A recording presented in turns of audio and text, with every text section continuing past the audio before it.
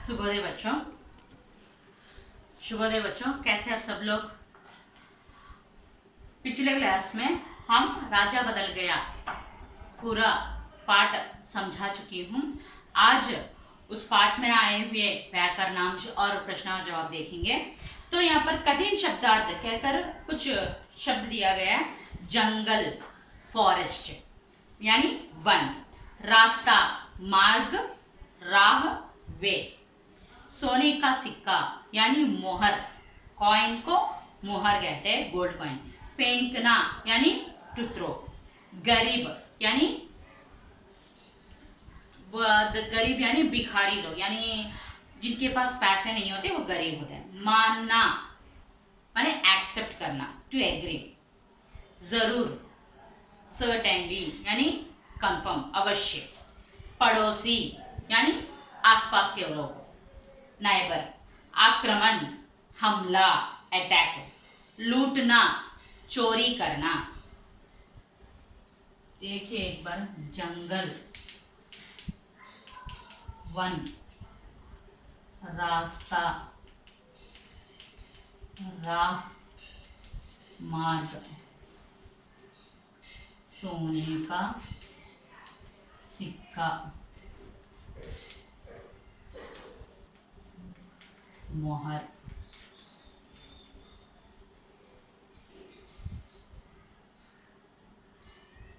गरीब,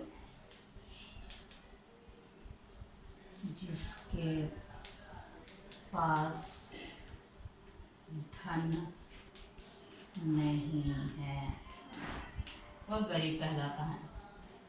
जरूर, अवश्य, पड़ोसी, घर के आसपास के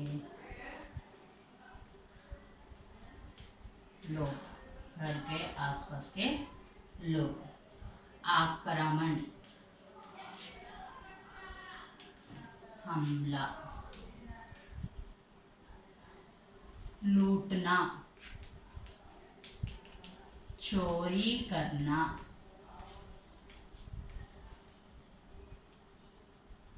अमीर, धनवान,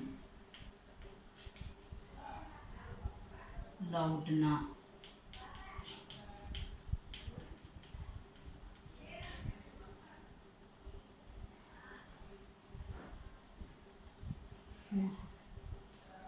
मुड़ना, आरंभ करना,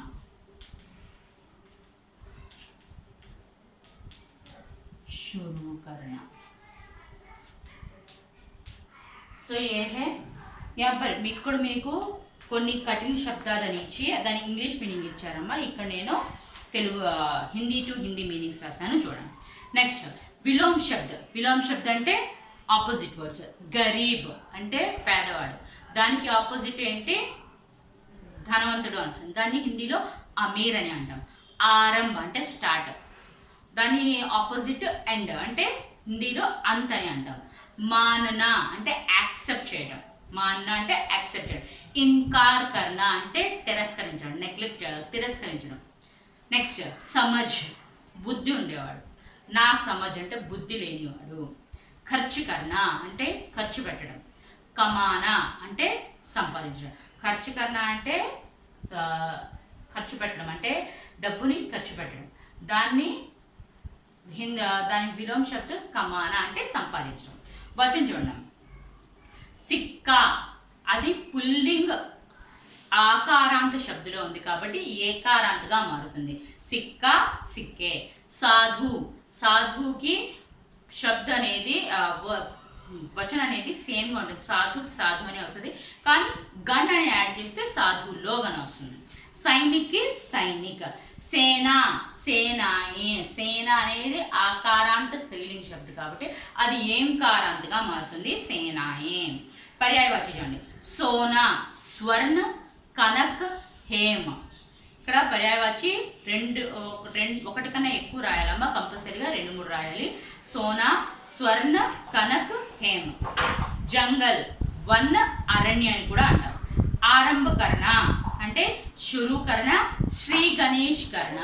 శ్రీ గణేష్ కర్ణ అన్నా కూడా మనం ఏదైనా పని చేసేటప్పుడు వినాయకుడు కొత్త పని చేసేటప్పుడు వినాయకుని పూజిస్తాం. శ్రీ గణేష్ కర్ణ అంటే స్టార్ట్ చేయడాన్ని శ్రీ గణేష్ కర్ణ అంటాం. లింగ్ చూడండి, రాజా, రాణి, బేటా, బేటీ, గరీబ్, గరీబని, భాయి, బన్. అంటే స్త్రీలింగ్లో వస్తే పుల్లింగ్లో రాస్తాం, పుల్లింగ్లో వస్తే స్త్రీలింగ్లో రాస్తాం. ప్రత్యయ చూడండి, ప్రత్యయ అంటే ఏం చెప్పాను, ఒక వర్డ్ లాస్ట్లో వచ్చి చేరి ఆ వర్డ్కి ఒక కొత్త మీనింగ్ అనేది ఉంటే దాన్ని మనం ప్రత్యయ అని అంటాం. సో ఇక్కడ మహారాజులో రాజ్ అనేది ప్రత్యయ. సో రాజు తీసేసిన తర్వాత మహా అన్న వర్డ్కి ఒక మీనింగ్ ఉంది కాబట్టి ఆ రాజుని మనం ప్రత్యయ అని అంటాం. గరీబీ, గరీబీ, గరీబ్ ప్లస్ ఈ, గరీబీ. సో ఈ తీసేసిన తర్వాత దానికి ఒక మీనింగ్ ఉంది కాబట్టి ఈ అనేది ప్రత్యయ అవుతుంది. ఖుషీ, ఖుష్, ఖుష్ ప్లస్ ఈ, ఖుషీ. సో ఈ అనేది అక్కడ ప్రత్యయ. పడోసి, పడోస్ ప్లస్ ఈ, పడోసి. సార్ రాసి చూపిస్తాను.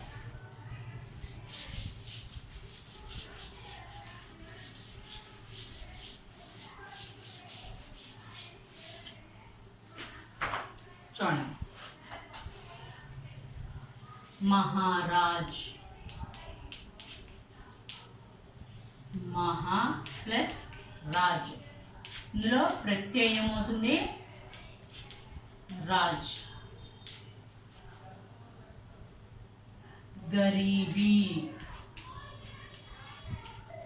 గరీబ్ ప్లస్ ఈ అనేది ఇక్కడ ప్రత్యయం. నెక్స్ట్ ఖుషీ, ఖుష్ ప్లస్ ఈ. సో ఈ అనేది ప్రత్యయం. నెక్స్ట్ దుఃఖీ, దుఃఖ్ ప్లస్ ఈ అనేది ఇక్కడ ప్రత్యయం. పడోసి, పడోస్ ప్లస్ ఈ, పడోసి ఈ అనేది ప్రత్యయం. నెక్స్ట్ గలతీ, గలత్ ప్లస్ ఈ అనేది ప్రత్యయం. నెక్స్ట్ సుఖీ,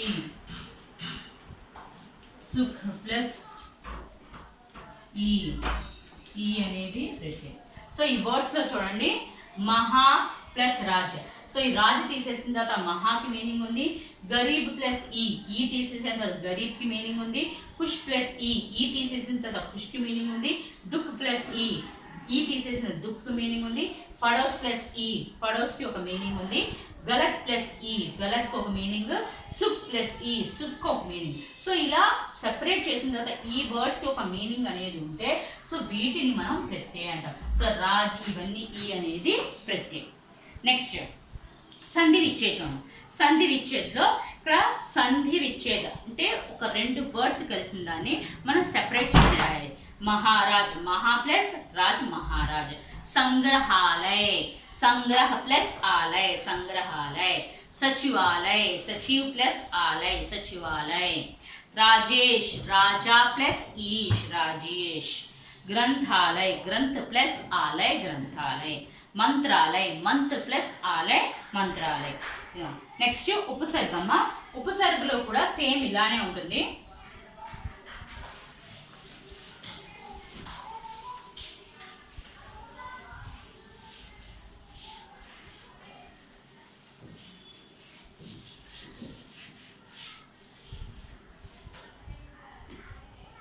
ఉపసర్గ చూడండి,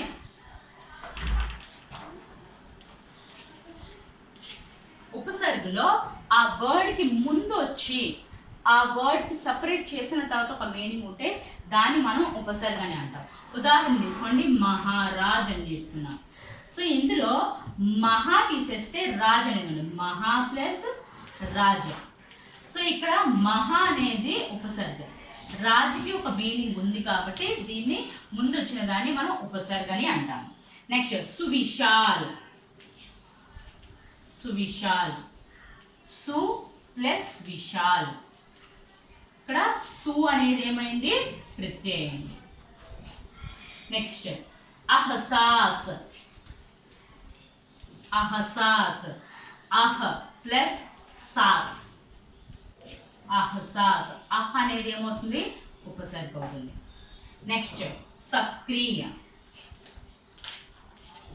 స ప్లస్ క్రియ, సక్రియ.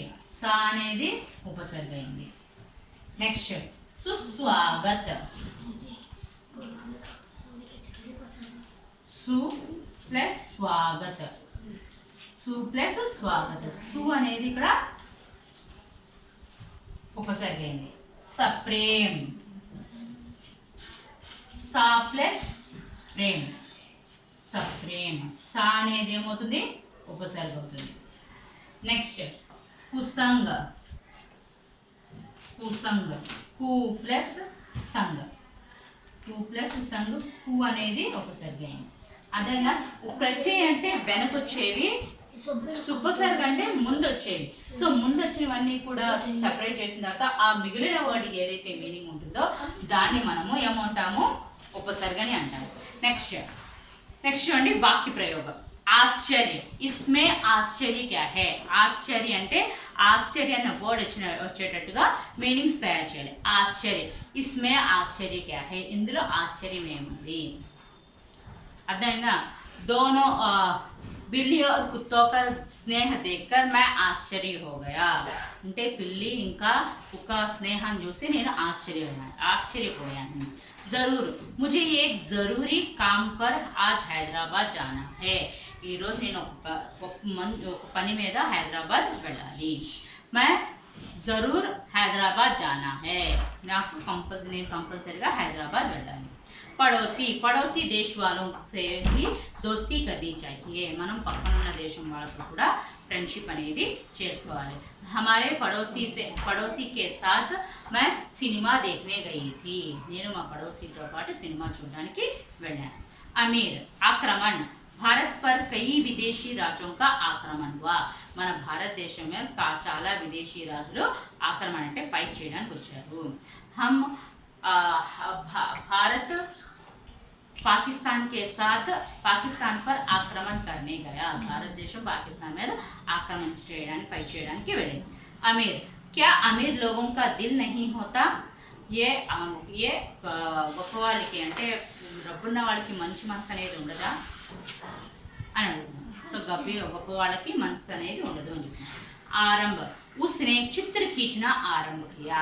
उसने తను చిత్ర అంటే పిక్చర్స్ని గీయడం స్టార్ట్ చేసింది.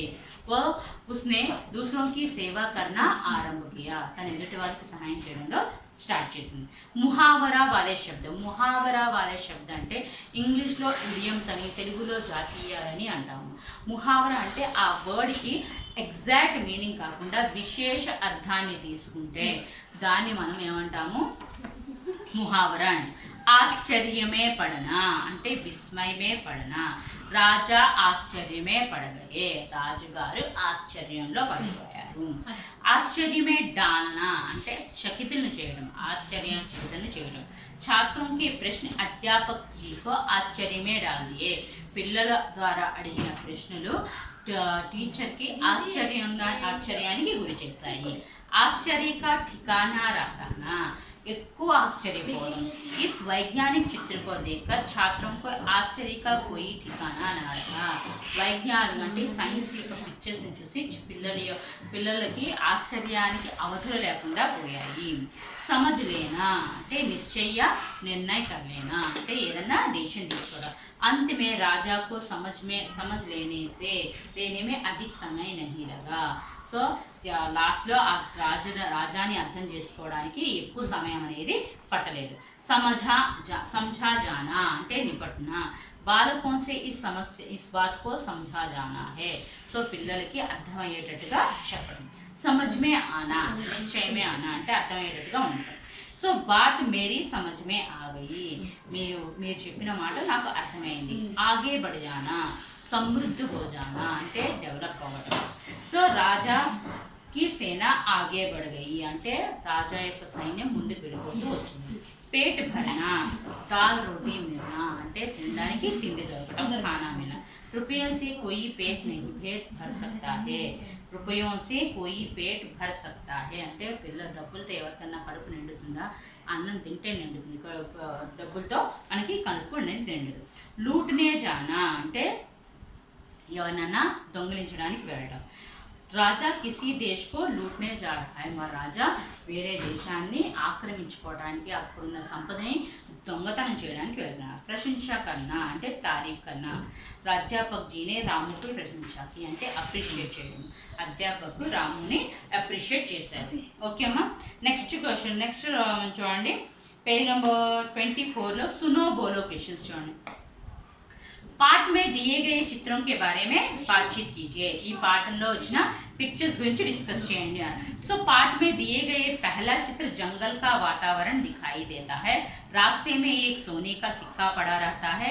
एक लड़का जाता रहता है. वह सोने का सिक्का देखकर लेता है और वह एक साधु से मिलता है. दूसरे चित्र में राजा सैनिकों के साथ आ रहे हैं. లడకా రాజాకు సిక్కా దే రహా హై. సో ఇక్కడ ఫస్ట్ పిక్చర్లో మనకి ఆ వాతావరణం అనేది అడవి యొక్క వాతావరణం జరిగింది. దారి మధ్యలో ఒక గోల్డ్ కాయిన్ కూడా దొరికింది.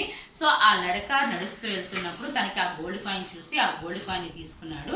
ఆయన ఒక సాధువుకి కలిశాడు అక్కడ. నెక్స్ట్ పిక్చర్లో రాజా సైనికులతో పాటు వెళ్తూ ఉండగా రాజా లడక అబ్బాయి అనేది రాజేష్ అనేవాడు రాజాకి సిక్కా ఇస్తూ ఉన్నాడు. इस पाठ में कोई दूसरा नाम क्या हो सकता है? సో ఈ పాఠానికి వేరే ఒక పేరు ఏమైనా పెడితే అది ఏం పెట్టచ్చు అని అడుగుతాను. సో इस पाठ का दूसरा नाम राजा की आंखें खुल गई. ఈ పాఠానికి వేరే పేరు ఏంటంటే రాజా యొక్క కళ్ళు తెరుచుకున్నాడు అంటే జ్ఞానోదయం అయ్యింది. రాజాకి జ్ఞానోదయం. ఎందుకంటే जब राजेश सोने का सिक्का राजा को देखकर मुनि की बातें कहा. సో ఎప్పుడైతే రాజేష్ గోల్డ్ కాయిన్ నుంచి ముని చెప్పిన మాటల్ని చెప్పాడో అప్పుడు రాజా తను చేసిన తప్పును అర్థం చేసుకొని తను మారిపోయాడు. సో అందుకని రాజాకి ఆంఖే ఖుల్గయి అంటే తను మారాడు కాబట్టి రాజాకి జ్ఞానోదయమైంది అన్న మాట అనేది కరెక్టే.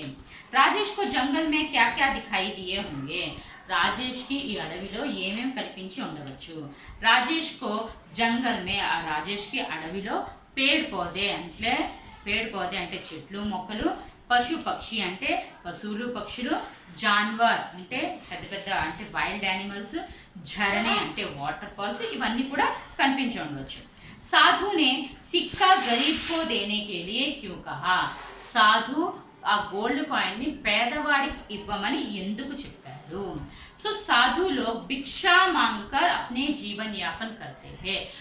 సాధువులు భిక్షాటన చేసి అంటే వాళ్ళు ఆడంబరాలతో కాకుండా నార్మల్గా అంటే సీదా జీవితాన్ని గడుపుతారు కాబట్టి సో వాళ్ళు భిక్షాటన చేసి కడుపు నింపుకుంటారు కాబట్టి వాళ్ళకి వేరే వస్తువుల యొక్క బంగారం కానీ ఇల్లులు కానీ ఆస్తి కానీ ఎలాంటి అవసరం అనేది ఉండదు. వాళ్ళు మొత్తం వాళ్ళ జీవితాన్నే త్యాగం చేసేస్తారు. ఎవరి కోసం? భగవంతుడికి కోసం త్యాగం చేస్తారు.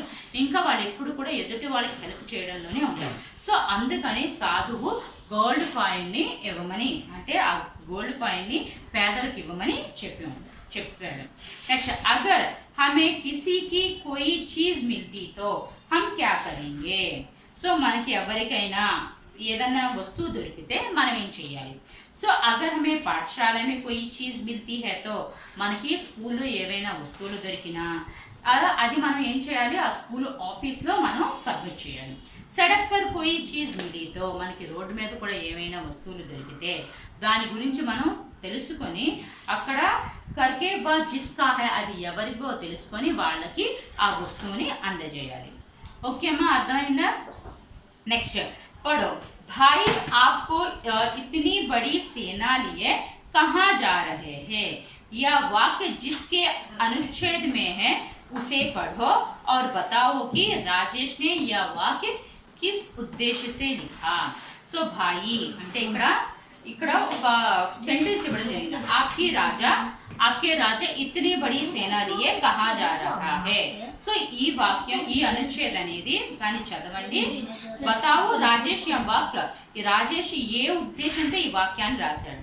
या वाक्य राजेश इस उद्देश्य से लिखा होगा कि कुछ जरूर कुछ बात होने से ही రాజా अपनी सेना के साथ जा रहा है ఏదైనా ఒక గొప్ప విషయం జరిగి ఉంటుంది అందుకని రాజుగారు తన సైన్యాన్ని తీసుకొని వెళ్తూ ఉన్నారు అన్న ఉద్దేశంతో ఈ వాక్యాన్ని చెప్పడం జరిగింది భాయి आपकी राजा बड़ी इतनी बड़ी सेना लेके क्यों जा रहे हैं అన్న క్వశ్చన్ ని అన్న వాక్యాన్ని ఎందుకు చెప్పాడు అంటే ఆయన చాలా పెద్ద సైన్యాన్ని తీసుకొని వెళ్తున్నాడు కాబట్టి ఏదో గొప్ప విషయం ఉండి ఉండవచ్చు అందుకని వెళ్తున్నారు అని చెప్తున్నారు నెక్స్ట్ नीचे दिए गए वाक्य पढ़कर पाठ्य के आधार पर सही क्रम में लिखिए ఇక్కడ కొన్ని 5 సెంటెన్సెస్ ఇచ్చారమ్మా ఆ 5 సెంటెన్సెస్ షఫుల్ చేసి ఇవ్వడం జరిగింది అది మనం ఒక ఆర్డర్ లో పెట్టాలి सो अभी छोड़ेंगे लीजिए महाराज आप इसे रख लीजिए मैं राजा हूँ राजा मैं तुझे गरीब लगता हूँ बेटा मुझे क्यों देना चाहते हो भाई आपके राजा इतनी बड़ी सेना लिए कहाँ जा रहे हैं इसे तो किसी गरीब को दे दो ताकि अपना पेट भर सके सो ఈ సెంటెన్స్ ని మనం కరెక్ట్ గా ఫామ్ లో పెడితే ఫస్ట్ చూడండి इसे तो किसी गरीब को दे दो ताकि वह अपना पेट भर सके అనేది ఫస్ట్ అవుతుంది भाई इस आपके राजा इतनी बड़ी सेना लेके कहाँ जा रहे हैं ఇది సెకండ్ సెంటెన్స్ అవుతుంది लीजिए महाराज आप इसे रख लीजिए అనేది థర్డ్ సెంటెన్స్ అవుతుంది बेटा मुझे क्यों देना चाहते हो అనేది ఫోర్త్ అవుతుంది मैं राजा हूँ राजा मैं तुझे गरीब लगता हूँ అనేది ఫిఫ్త్ సెంటెన్స్ సో ఈ లెసన్ ని మీరు కంప్లీట్ గా చదివితే అది కరెక్ట్ ఆర్డర్ లో మీరు పెట్టగలరు नेक्स्ट पाठ में सोने के सिक्के के बारे में कहा गया उस सिक्के का चित्र बनाओ उसे बारे में 2 वाक्य సో అక్కడ గోల్డ్ కాయిన్ అనేది దాని పిక్చర్ డ్రా చేసి దాని గురించి ఒక 2 సెంటెన్సెస్ చెప్పండి जिस प्रकार आजकल चालू में सिक्के है उसी प्रकार प्राचीन काल में सोने के और चांदी के सिक्के चालू में होते थे आजकल वे सिक्के बहुमूल्य है సో మనకి ఇప్పుడు గోల్డ్ కాయిన్స్ ఎలా ఇప్పుడైతే మనం coins 1 rupee coins 2 rupee coins అనేవి మనం యూజ్ చేస్తున్నామో అవి మన ప్రాచీన కాలంలో ఆ కాయిన్స్ అనేవి బంగారంతో కానీ వెండితో ఉండేవి సో అవి అప్పుడు వాటిని ఉపయోగించేవాళ్ళు ఇప్పుడు ఆ కాయిన్స్ చాలా వాల్యుబుల్గా ఉన్నాయి ఓకేమ్మా అర్థమైందా ఈ క్వశ్చన్స్ అన్ని అర్థమైనాయి కదా రేపు రిమైనింగ్ క్వశ్చన్స్ చూసుకుందామమ్మా ఈరోజు హోంవర్క్ ఏంటంటే ఇక్కడ వ్యాకరణ ఏదైతే ఉందో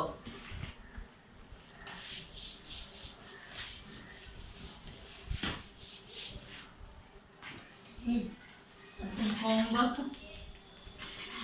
learn and write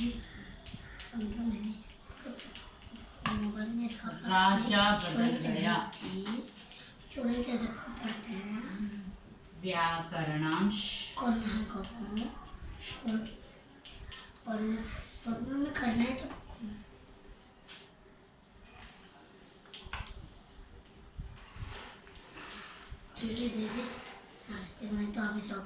ఓకే అమ్మా రాజా బదులుగా గ్రామర్ మొత్తం మీ నోట్స్ చదివి చూడకుండా రాయండి ఓకే థ్యాంక్ యూ